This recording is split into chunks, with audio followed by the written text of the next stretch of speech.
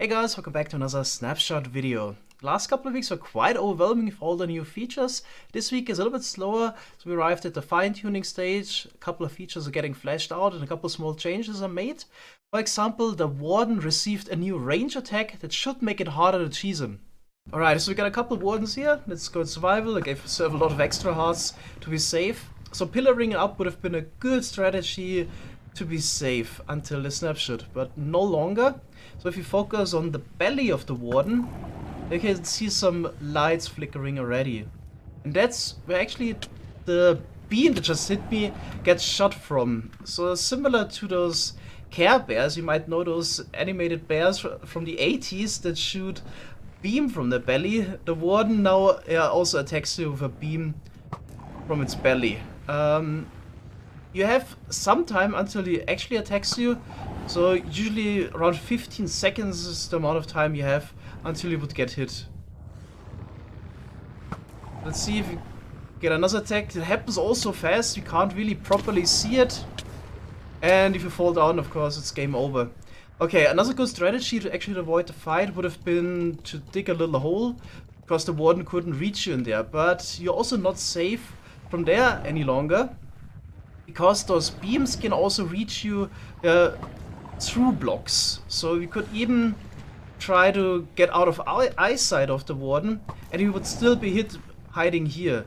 So you need to be at least, I think, 12 or 16 blocks away from the Warden to be safe. So I'm just waiting for it. Might have lost focus.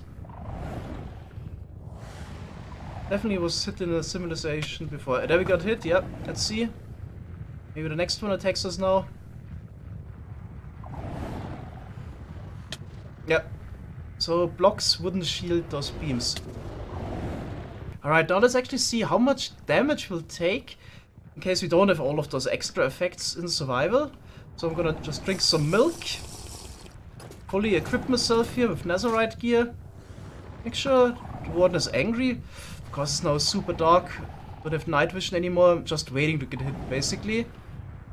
We're fully equipped. Take another shot. There we go, 2 hearts. Alright, so if you have protection 4 armor, you should be fine, and there's still plenty of time to get away. Apart from the new ranged attack, the Warden is also able to detect you from further away. Vertically, even up to 20 blocks away. So if you're 20 blocks above the Warden, can still detect you. So that's quite a range. So I think Mojang really tries to make it hard, or not at least super trivial, to cheese the Warden. I'm certain people will still come up with some ways. So I could imagine if you really want to kill the Warden, although it's rather pointless, you could just make a long enough tunnel and shoot him from there when you're out of range of the ranged attack or something similar. There will definitely be some ways to kill a Warden, but at least it's not super trivial anymore. Let's continue with another mob that was recently added, the allay. So those are really precious mobs that you can only find once at a pillager outpost or at a woodland mansion. And of course, since they're so precious, it would be a shame if one of those would die. So they don't have a ton of hearts, 2 strikes, but netherite sword would already kill them. But yeah, if you hit them twice, it's really your own fault. In order to make them a bit stronger, they would now regenerate 2 health per second, so that's quite a lot. So if you wait a little bit and then hit them with the sword again, you have already regenerated those hearts again. So unless you do something very stupid, like blow them up with TNT or something that does a ton of damage at once, the lay should at least be safe from being accidentally hit. It's really quite a shame, but I don't see another way to test this. We have to torture those guys. So it seems like being on fire alone would not be able to kill the allay. Because it regenerates health quicker, then you would take damage from the fire. Okay, lava next. Yeah, you gotta be careful with lava. So freezing or drowning, standing in a wither rose, being on a magma block is fine. Seems like you really gotta be careful with lava though. Alright, so on one hand, let's actually let those guys out.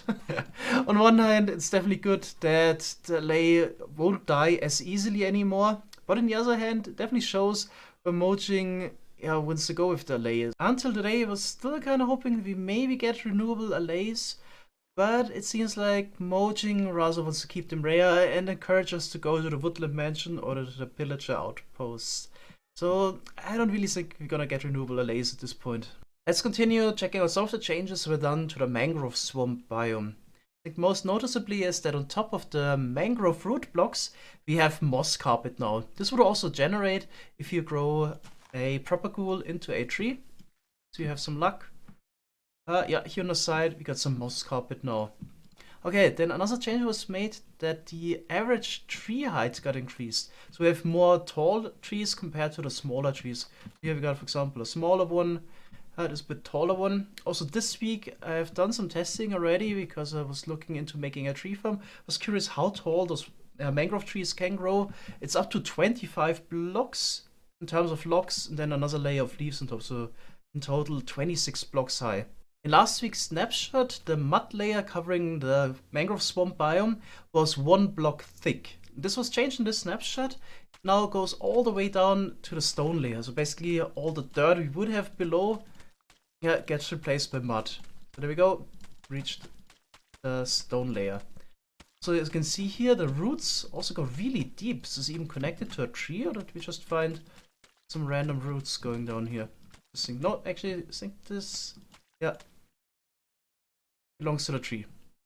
I also want to talk about one more thing quickly again from last week. So I tried to grow this propagule into a mangrove tree with this mud setup here. People actually pointed out to me it is possible to do this, but you would need to put another layer of dirt below, and this way you can grow it into a tree.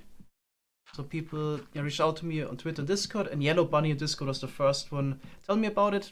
You can see here, you can grow the tree. And additionally, some of the mud will also be converted into the muddy mangrove roots block. So there's a way to get this block renewably, but there's also an easier way, I would say. You can also craft mud and those roots into the muddy mangrove roots block.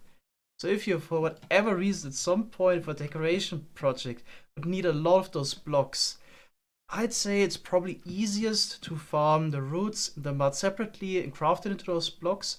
But technically, you could make a farm where you do it without crafting. It would be quite challenging or tricky.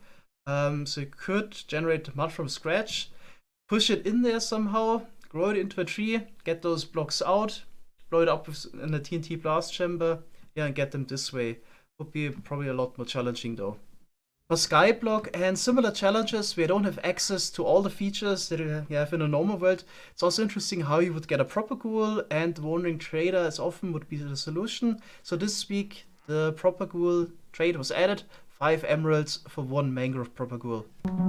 Next let's talk about this, but first let's get rid of the sound. Alright, so we can do that again by just placing any block above the node block. A couple of snapshots ago this was actually changed.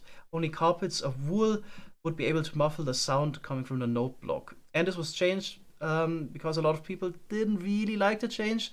Main downside was that a lot of the redstone contraptions that relied on the old behavior would get super noisy.